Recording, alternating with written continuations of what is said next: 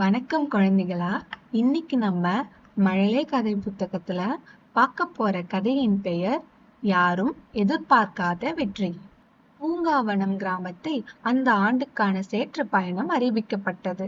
சிறுமி லீலா அந்த பந்தயத்தில் பங்கேற்க ஆசையாக இருந்தாள். அவள் தனது காலணிகளை இறுக்கி கட்டிக்கொண்டு ஓட்டத்தளத்தை பார்த்தாள்.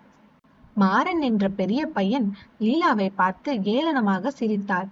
நீ ரொம்ப குட்டி பொண்ணு லீலா, இந்த சேற்றில் உன்னால் ஒரு அடி கூட எடுத்து வைக்க முடியாது, வீட்டிற்கு போ என்றான் மாறன். பந்தயம் தொடங்கியது.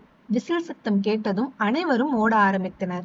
கதிர் என்ற பையன் ஆரம்பத்திலே மிகவும் வேகமாக முன்னால் ஓடினான். லீலா நிதானமாக தனது ஓட்டத்தை தொடங்கினாள். ஓட்டத்தளத்தின் நடுவே ஒரு பெரிய சேற்றுக்குழி இருந்தது. மிக உயரமாக இருந்த மாறன் அந்த குழியில் இறங்கிய போது அவன் கால்கள் ஆழமாக சேற்றில் சிக்கி கொண்டன. அவனால் காலை தூக்கவே முடியவில்லை. ஆனால் லீலா புத்திசாலித்தனமாக செயல்பட்டாள். சேற்றுக்குழியின் ஓரத்தில் இருந்த சிறிய கற்கள் மீது அவள் லாபகமாக கால்களை வைத்து சேற்றில் சிக்காமல் அந்த பகுதியை கடந்தாள்.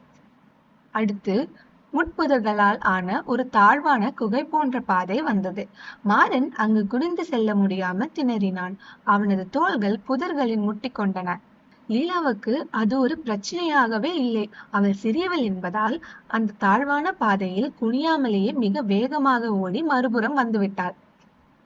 பந்தயத்தின் கடைசி பகுதியில் 2 மரவெளிகளுக்கு இடையே மிக குறுகிய சந்து ஒன்று இருந்தது. கதிர் அந்த சந்திற்குள் நுழைய முடியாமல் தடுமாறி நின்றான். அவனது வேகம் குறைந்தது. லீலா துரிதமாக செயல்பட்டு அந்த சிறிய இடைவெளியின் மின்னல் போல புகுந்து வெளியே வந்தாள். பின்னால் தவித்துக் கொண்டிருந்த மாறனையும் கதிரையும் அவள் எளிதாக முந்தினாள். லீலா எல்லாவற்றையும் கடந்து இறுதிக் கோட்டை முதல் ஆளாக தொட்டாள். ஊர் மக்கள் அனைவரும் அவளை பாராட்டினர். உருவம் சிறியதாக இருந்தாலும் சரியான திறமை இருந்தால் எதையும் சாதிக்கலாம் என்று லீலா நிரூபித்தாள். என்ன குழந்தைங்களா, உங்களுக்கு இந்த கதை பிடிச்சிருந்ததா? இந்த கதை பிடிச்சிருந்ததுன்னா சேனலை லைக் பண்ணிட்டு சப்ஸ்கிரைப் பண்ணுங்க.